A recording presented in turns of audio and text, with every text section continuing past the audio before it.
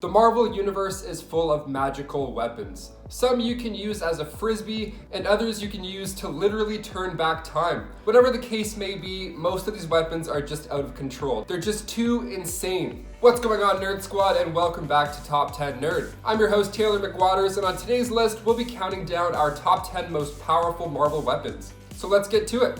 Kicking off the list at number 10, we have the Casket of Ancient Winters. This one made its comic book debut in Thor issue 346, and it made it to the big screen in 2011 in the Marvel Cinematic Universe, Thor 1, or just Thor, I guess. Thor sounds weird by itself. It's a relic that doubled down as a deadly weapon. Belonging to the Frost Giants, it has the ability to unleash the fury of 1,000 killing winters, and it contains the Winter of Ymir, the most powerful ice giant of them all. So you open this thing and you better be ready for quite a rush. I mean, Surtur once used this artifact in an attempt to end Thor's life. Now this artifact is known for its power, so Thor took that back right quick and guarded it. Nobody should be touching this thing or opening it, in whatever case. But of course, there's more than one set of eyes on this thing. Next, it was taken by the dark elf Yargfelm, but before the dude even had the chance to use it, Malekith took it and attacked Asgard with it. It took all of Heimdall's strength to break through the ice when Loki used the casket on him in Thor 1. Wow, that sounds pretty cold and painful. I already live in Canada, so I want no part of that. And before we continue on with this list, guys, if you want to go ahead and give us a thumbs up, that would be great. Those likes really do a wonder for our channel. Thank you so much for your support. Now let's get right back into this list of magical Marvel weapons. Number 9, the Crimson Gem of CYTTORAK. This bright red gem made its debut in X-Men issue 12 back in 1965. It's actually the key behind Kane Marco becoming the Juggernaut, who also made his first appearance in that same issue.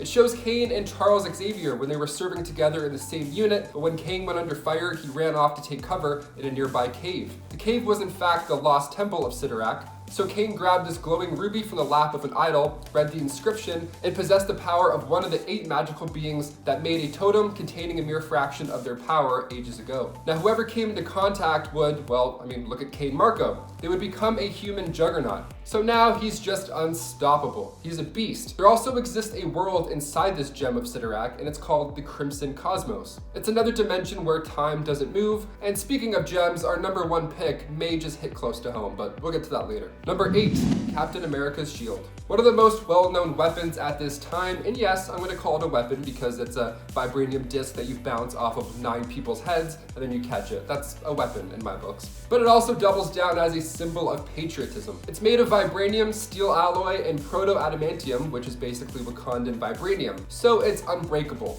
Most of the time. It first appeared in Captain America Comics issue 2, and it was created by Dr. Myron McLean. He was asked by the government to make an impenetrable substance for tanks. Now this was during World War II, so it made sense. So he tried to make this alloy as strong as adamantine, which was the same material that made up Hercules' golden mace. Now eventually it became a disc, and eventually it became a shield that Captain America was given in issue 255. The shield was passed down to Sam from Steve at the end of Avengers Endgame, and now we're seeing the length that some will go for that disc. Number 7, All Black, the NECROSWORD. The first symbiote was manifested from the shadow of the evil deity Null, and brought together using the power of a celestial, a sword made of living darkness. In King in Black, Return of the Valkyrie issue 2, All Black became tethered to the corpse of a celestial's body, the head became the mining city Nowhere, and the body was turned into the world of the dead. So this dark afterlife, a home for all the souls that the NECROSWORD has taken. Just a Tim Burton hotel of scariness.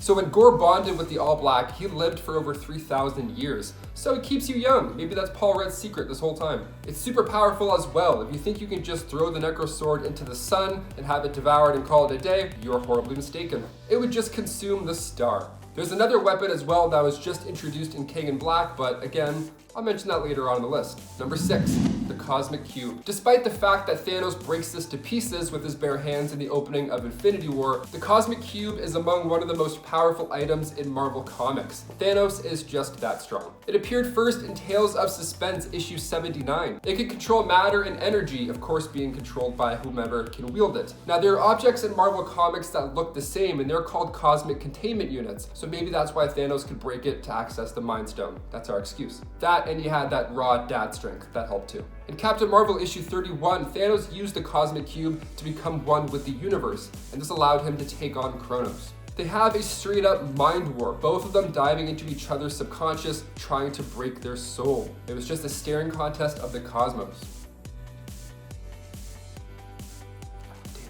Number 5, Mjolnir. What is the name of Thor's hammer? Mjolnir? Jonathan?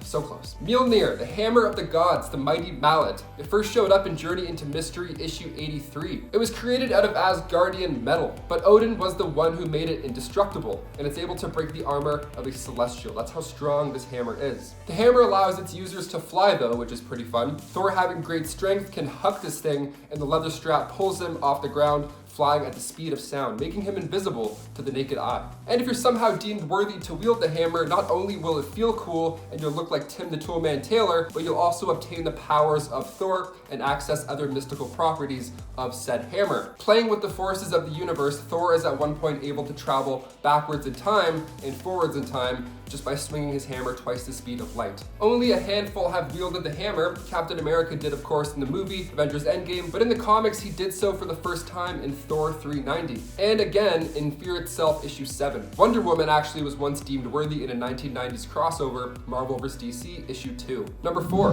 the Darkhold. At the very end of Marvel's WandaVision, we see Wanda tucked away safely in the woods, studying this book, studying the Darkhold, the Book of the Damned. But what exactly is this thing? Why is Wanda studying it? And are we screwed? Probably. The Darkhold first appeared in comics at Marvel Spotlight issue 4. The elder god Chthon fled Earth billions of years ago, but before he left, he wrote down all of his evil spells into this indestructible book at a chamber called the Darkhold inside Mount Wundagore. But if you think you can just read these scrolls and make a fireworks show, you're mistaken, not without becoming possessed by Chthon first. Number 3, Kang's time chair. Who would have thought that a chair would make this list? Now, of course, this chair was created by Kang the Conqueror, so he can go anywhere in space and time, all while getting a back massage. How lovely. It appeared for the first time in Avengers issue 8. And even Thor finds his confidence disturbing. The guy's just hanging out, laying back like he's on a beanbag chair, just chilling. He's just straight chilling up while the Avengers are attacking him, but he's fine. Why is he fine? Because this chair has got his back. It's equipped with an advanced laser defense system, a force field, and probably a cup holder. Kang used the chair to explore Captain America's World War II time, and then once it was actually taken over by Iron Man, where he revealed to Kang that his 41st century tech is based off of Stark's 21st century tech. We love time tech, doesn't hurt the brain at all. Number 2, Venom's new axe. Spoilers coming ahead for King in Black. Now, you've been warned, you had like 3 seconds, come on. When it comes to the King in Black, you're gonna need a pretty powerful weapon to make a dent. The Avengers rush in and Venom drops down. No need guys, we got this, he says. Eddie summons Mjolnir and merges it together with the Silver Surfer's board, so now we get this epic weapon. One of the mightiest axes to ever be made. Even Cyclops has no idea what he just saw, like the rest of us. Eddie Brock escaped Null's God Hive and bonded with the Enigma Force, the All-Powers. And Thor's hammer already did a number on his jaw in King in Black issue 3, but combined with the board, it's even more magnificent and pretty unstoppable. And finally, coming in at number 1, you guessed it, the Infinity Gauntlet with stones. Perhaps one of the more common Marvel weapons at this point, it made its first dazzling appearance in Silver Surfer Volume 3, issue 44, back in the 90s. It holds the 6 Infinity Stones, being soul, mind, power, time, reality, and space. But it wasn't until 1991, until the end of that issue, until readers saw what this Glove of Destiny is really capable of.